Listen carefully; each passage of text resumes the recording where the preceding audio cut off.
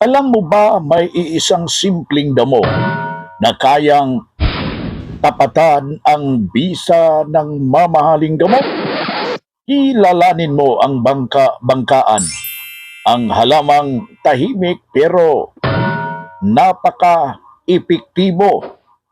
Ang bangkaan o Pipirumia pilosida ay isang maliit na halaman na madalas mong makikita sa mga paso, bakuran o kahit sa gilid ng kalsada.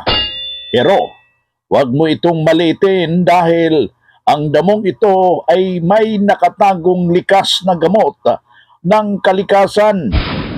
Isa dito ang nakakatulong sa may rayuma o dahil may taglay itong anti-inflammatory properties.